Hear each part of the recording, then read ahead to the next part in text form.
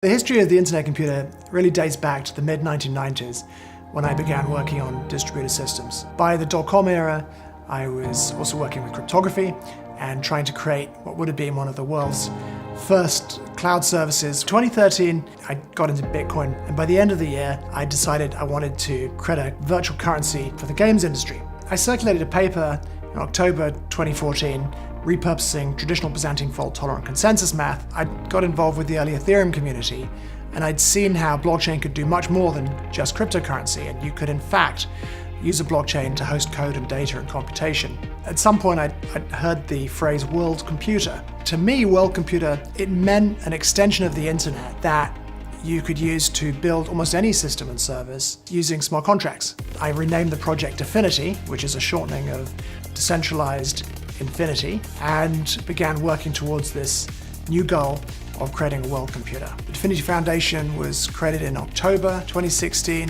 and then it ran a big public ICO in February 2017. That enabled us rapidly to expand the Affinity R&D team.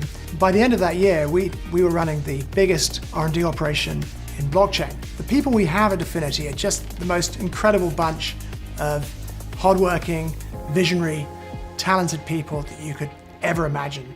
And I'm grateful every single day that I come to work. When the internet computer mainnet finally launched, it was pretty wild. As an organization, we're primarily staffed by R&D folks, as is the nature of the project even now. Meanwhile, while all this wildness was going on, we had to contribute to the network to keep it up and running. The internet computers managed to run the last 2 years without any downtime. There's been so many improvements that have been added to the internet computer in the last 2 years.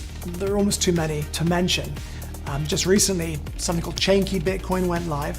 Internet computer nodes actually talk to Bitcoin nodes. That enables smart contracts on the internet computer to directly process Bitcoin on the Bitcoin blockchain without need for bridges. The next step is to integrate with Ethereum, which will allow smart contracts on the internet computer to process any asset on the Ethereum blockchain and call into Ethereum smart contracts. And that's a big deal, because internet computer smart contracts can serve user experiences by processing HTTP. And that's a very unique capability. By integrating the internet computer and Ethereum networks, we'll be giving that unique capability to Ethereum smart contracts too. So one of the very cool things about the internet computer, it's the world's first adaptive blockchain.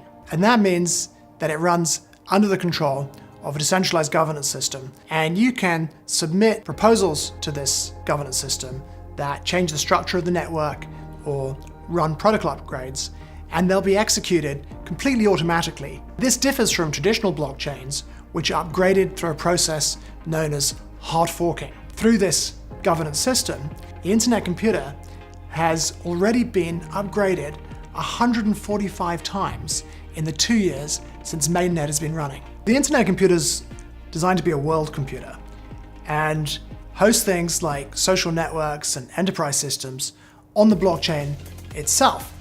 And to do that, it has to be unbounded. It has to be able to scale without limit, host any amount of data, any amount of computation, and do so very efficiently. I think one of the big surprises of the internet computer is that eventually, not only can blockchain act as a crypto cloud that replaces centralized tech, but that crypto cloud can actually be more efficient than centralized tech in the end. And of course, being green and reducing the emissions of technology worldwide is a key objective.